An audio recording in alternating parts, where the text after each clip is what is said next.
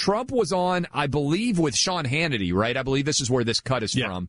And we had him on, back in June, I guess, and he wouldn't really answer the 2024 question. I'm sure they shared that Rasmussen poll results with him.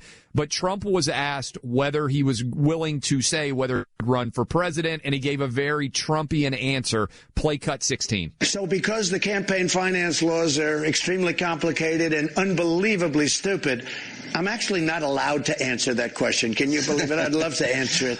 But let me put it this way. I think you'll be happy, and I think a lot of our friends will be very happy. But I'm not actually allowed to answer it. It makes it very difficult if I do.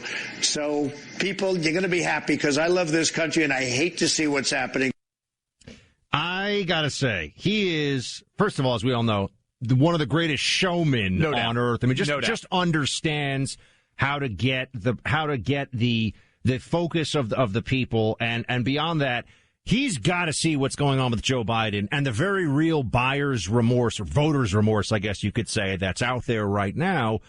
If Trump feels like he's running against a Biden that the American people have seen enough of to know what's really going on, essentially, if he believes that enough in the center, we know there are crazy libs that hate Trump more than any person in history, right? But if he believes there are enough people in the center who are coming back to reality here, and we're not in a COVID year, as you and I have talked about so many times, and the margins of victory being very small, we've discussed this a million times, but Trump's in, I think. And that's just going to be amazing in so many ways. It's going to be fantastic. I think what's so also interesting about this is, are they going to weekend at Bernie's to Joe Biden? Right? Are they going to try to run him again at 82 years old? They can't do Kamala, but they can't push Kamala aside. That's what I'm going to. If Kamala's not the nominee and Biden can't run, because look, there's no way they can drag Biden across the finish line again. I don't know. Clay, come on, they did it the first time. Yeah, but they had COVID then. I don't think they're going to be able to use COVID in 24, although who knows, maybe the Chinese will leak another thing. I don't think they can do it and win, but I think they'll try. Yeah,